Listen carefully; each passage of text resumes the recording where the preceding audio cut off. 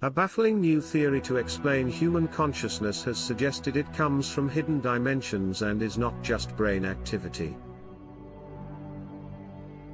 A physicist claimed that we plug into these invisible planes of the universe when making art, practicing science, pondering philosophy or dreaming, and this could explain the phenomenon that has evaded scientific understanding for centuries.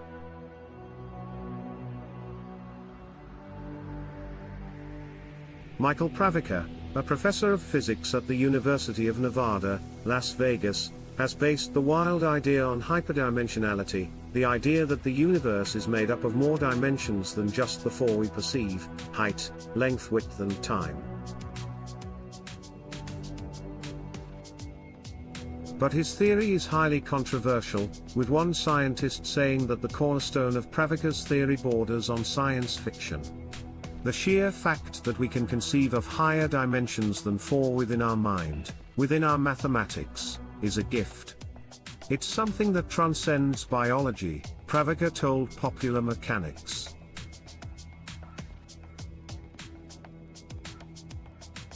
Scientists have been attempting to explain human consciousness and its origins for hundreds of years, and the theories run the gamut.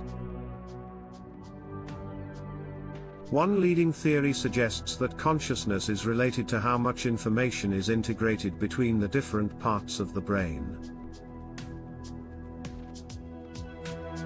The more information is connected and integrated, the more conscious a being is thought to be. Another posits that conscious mental states are driven by top-down signaling in the brain. Top-down signaling refers to the process by which higher-level brain regions send information, expectations or context to lower-level brain regions. But Pravica's theory ventures outside the realm of neuroscience and into theoretical physics. He suggested that in moments of heightened awareness, like when we enter a dream state or use our brains for deeply creative or intellectual tasks, our consciousness could transcend our physical dimension and enter a higher plane.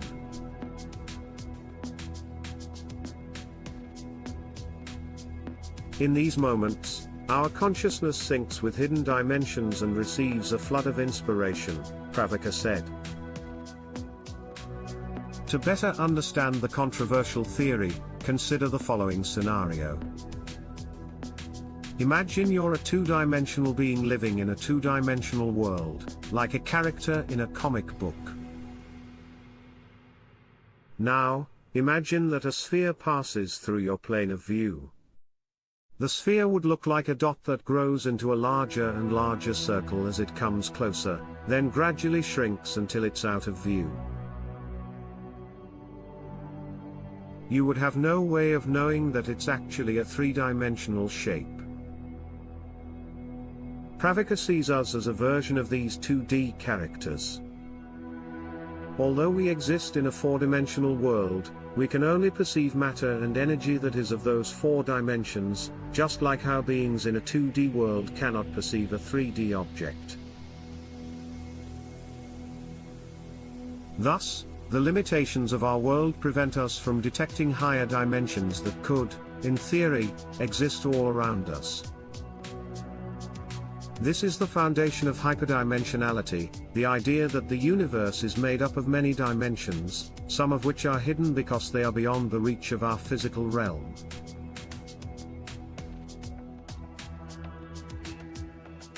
Hyperdimensionality ties into string theory, which states that reality is made up of infinitely small vibrating strings that are smaller than atoms, electrons or quarks. As the strings vibrate, twist and fold, they produce effects in multiple unseen dimensions that give rise to all the particles and forces that we can observe, from particle physics to gravity.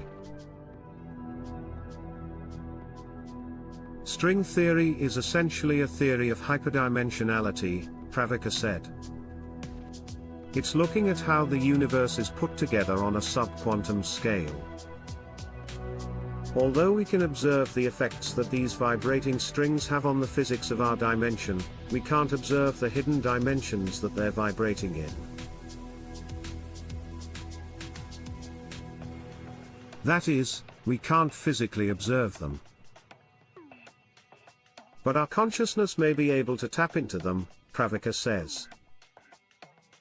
Hyperdimensionality and string theory are widely accepted by physicists, but Pravika's idea of their relationship with consciousness is more controversial, especially because it blurs the lines between science and spirituality.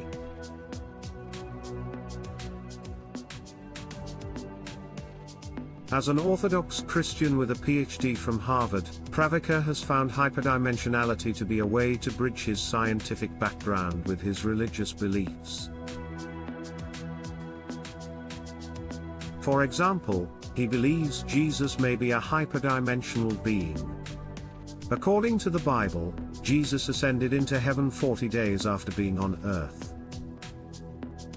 How do you ascend into heaven if you're a four-dimensional creature? Pravika asked.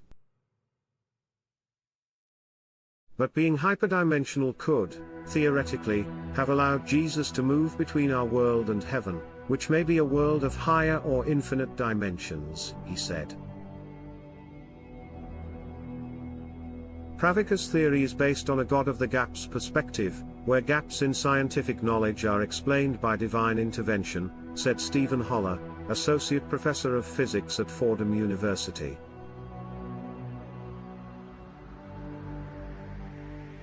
He believes that this type of thinking is insufficient, and hampers the scientific inquiry needed to truly understand and explain ineffable phenomena like human consciousness.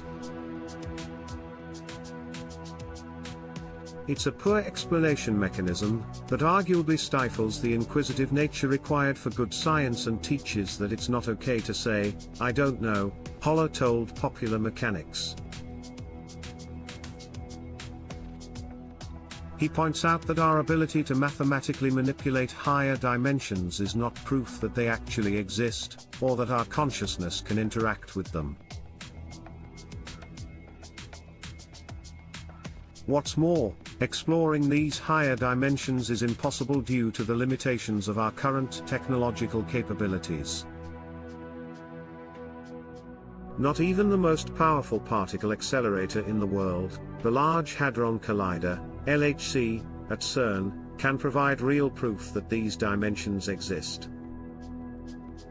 The LHC smashes particles together at incredibly high speeds, up to the speed of light. This allows physicists to study the fundamental building blocks of matter and energy and access infinitesimally small dimensions, even smaller than a single proton. But even the LHC isn't able to reveal the high-dimensional strings that quantum physics predicts. To get that granular, physicists would need a much more powerful collider.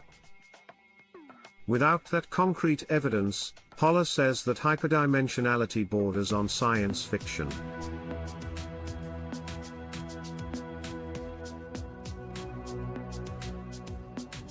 But Pravika is optimistic that such technology could exist within his children's lifetime. Until then, he will continue to support hyperdimensionality, and his theory of how it relates to our consciousness. "I see no point otherwise," he said. Why study? Why live?